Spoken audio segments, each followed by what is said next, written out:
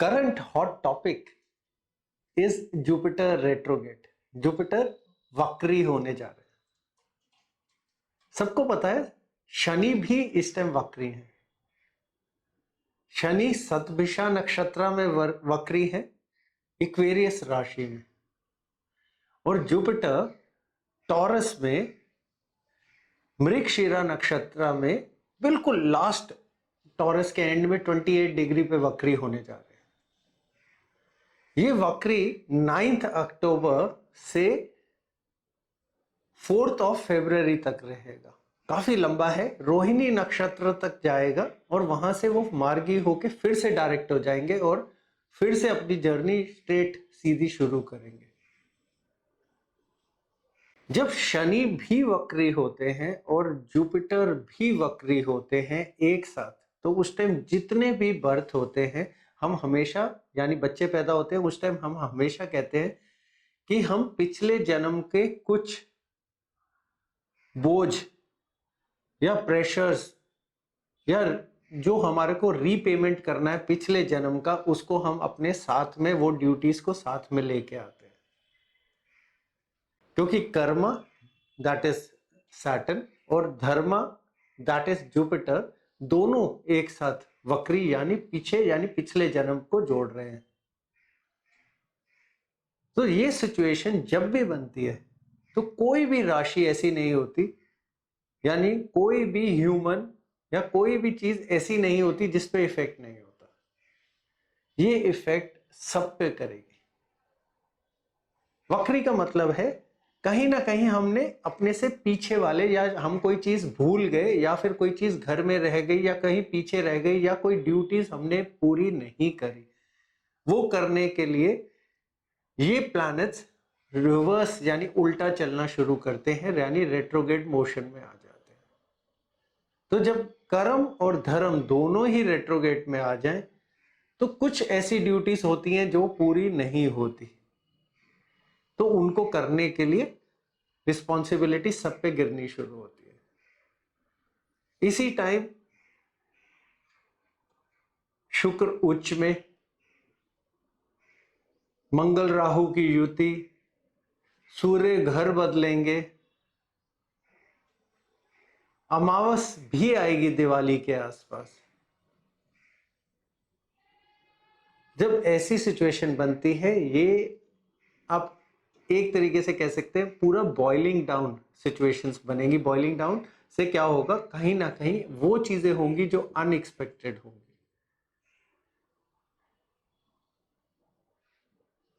Today I will be telling you effects on each राशि। हर राशि पे क्या क्या असर डालेंगे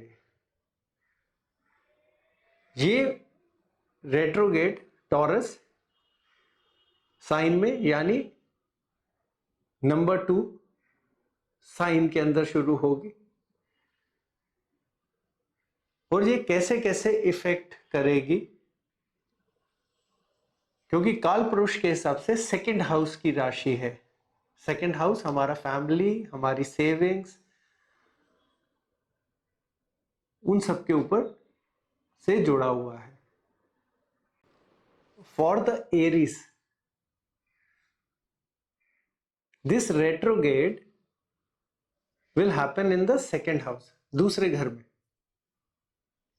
जहां दूसरा घर आता है ना, वहां पैसा, सेविंग्स, एक्सटेंडेड फैमिली, हमारी ईटिंग हैबिट्स, इवन स्पीच, कैसी भाषा बोलते हैं, क्या बोलते हैं, वो सब चीजें वहीं से जुड़ी होती हैं। जब जुपिटर रेट्रोगेड आपके दूसरे घर में होंगे, मतलब वो आपको रियलाइज कराएंगे फैमिली वैल्यूज के बारे में। वो रियलाइज कराएंगे कि क्या आप खाते हैं, वो आपको क्या खाना चाहिए, क्या नहीं खाना चाहिए। वो रियलाइज कराएंगे आपको वैल्यू पैसे की, सेविंग की। और क्योंकि वो पिछले घर के रिजल्ट यानी आपके लगन के रिजल्ट्स भी देंगे, तो वो आपको रियलाइज कराएंगे आपकी बॉडी और आपके लिए कितनी इंपॉर्टेंस रखती है। यानी आप अपनी वैल्यू समझेंगे और आपके लिए बेटरमेंट टाइम होगा अपनी फैमिली से रिलेटेड और पैसे बचाने से रिलेटेड। अच्छा टाइम है। लेकिन अगर हम सेम टाइम पे अगर शनि का भी देखें, शनि वक्री हो रहे 11वें में, 11वें में जब वक्री हो रहे हैं तो 10th हाउस के रिजल्ट साथ में दे रहे हैं, तो आपको ध्यान रखना है कि आपका प्रोफेशन ही आपका बेटरमेंट का जॉइंट दे रहा है, क्योंकि कर्म आपके 11वें 10वें को जोड़ रहे हैं और जुपिटर यानी धर्म आपको सेकंड और फर्स्ट को जोड़ रहा है। तो कर्म और धर्म जब आप बैलेंस करें तो आपको समझ में आएगा कि ये आपके लिए बेटर पीरियड हो सकता है। Taurus, for the Taurus, this retrograde is happening in the Lagna house, that is your first house, your own personality. यहाँ आपके अपनी पर्सनालिटी और अपनी बॉडी और अपनी पब्लिक इमेज के अंदर जहां पे हो रहा है, तो आपकी पब्लिक इमेज और आपकी अपनी बॉडी को बेटरमेंट 100% देगा। लेकिन क्योंकि वक्री हो रहा है, कहीं ना कहीं 12वें घर को रिजल्ट्स को जोड़ेगा। जहां 12वें घर के रिजल्ट्स को जोड़ेगा तो कहीं आपकी बॉडी की तरफ को लॉस और चीज होने का भी चांस बनता है, यानी आपकी रेपुटेशन को भी लॉस होने का चांस बनता है। तो आपको जो बोलना है, जो करना है, जो चीज सोचनी है और जिस पे इंप्लीमेंट करनी है, बहुत ध्यान से करनी है, बिकॉज बॉडी की इंप्रूवमेंट भी दिखा रहा है और कहीं ना कहीं रेपुटेशन का लॉस भी दिखा रहा है। तो ध्यान से करना बहुत जरूरी है। For the Gemini, this retrograde is happening in the 12th house. 12th house हमारा लॉसेस के लिए है, या फिर हमारी सोच कहीं बहुत दूर चली जाती है। लेकिन जब जुपिटर सोच को बहुत दूर ले जाते हैं, या वो स्पिरिचुअलिटी एंगल की तरफ को ले जाते हैं, वो आपको अपने आप से जोड़ने के एंगल पे भी लेके जाती है। यानी आप स्पिरिचुअल कनेक्ट्स की तरफ को बढ़ सकते हैं, आपका कहीं ना कहीं अपना सोल कनेक्ट बनेगा और कहीं ना कहीं आपकी इमेजिनेशन थोड़ी दूर तक कहीं जाने की पूरे पूरे चांसेस बनेंगे।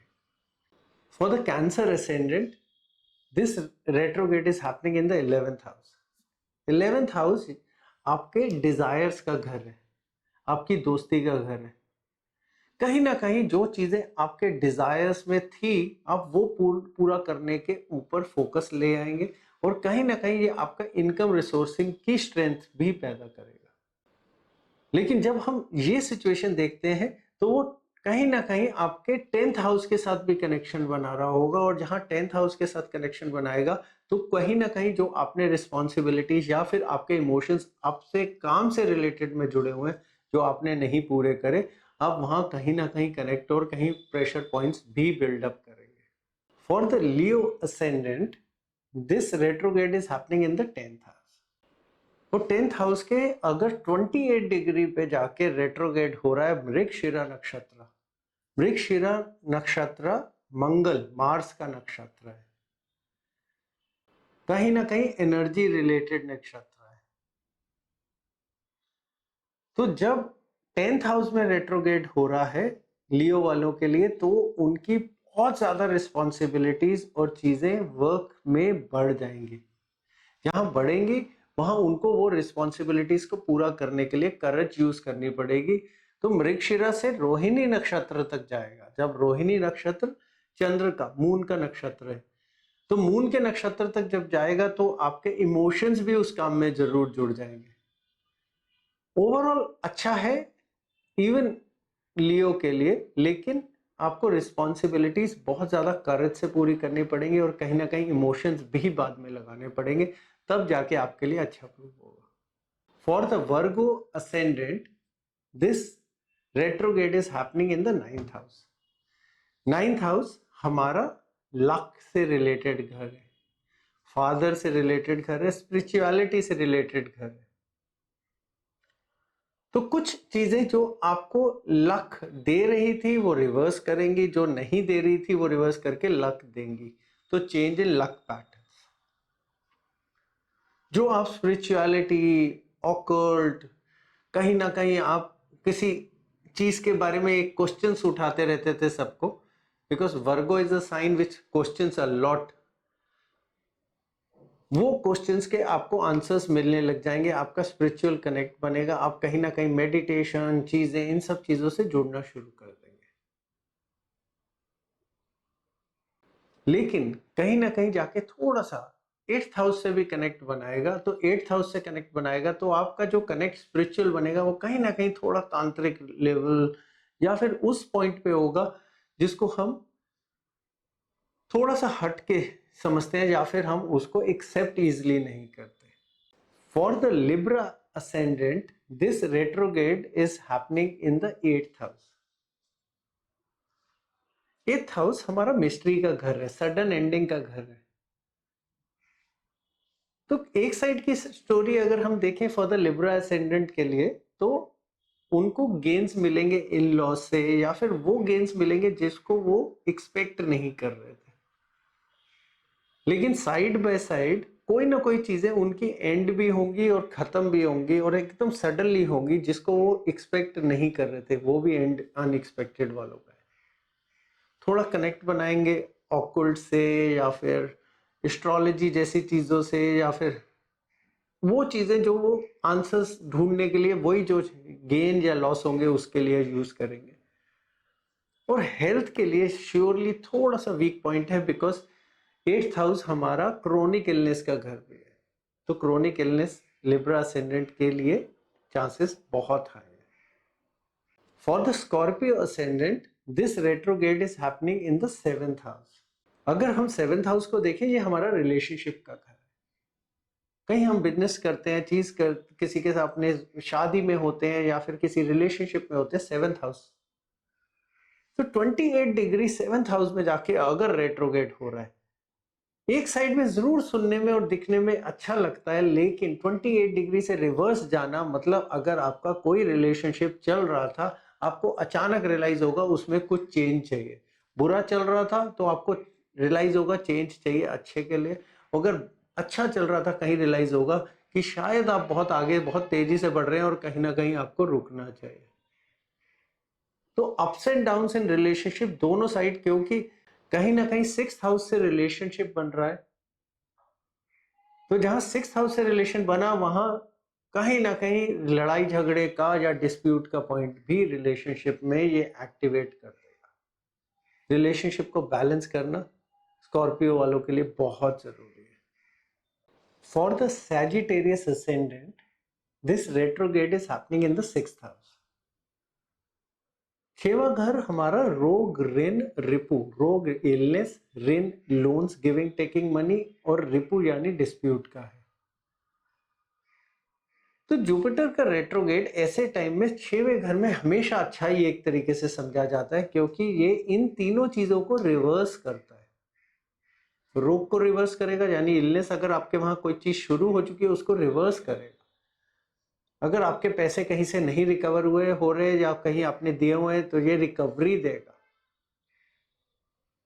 जो डिस्प्यूट्स चल रहे थे उनको सॉल्व करेगा और ये कहीं ना कहीं फाइनेंशियल गेन और जॉब गेन चीजें गेन्स लेके आएगा, क्योंकि रिवर्स पैटर्न है।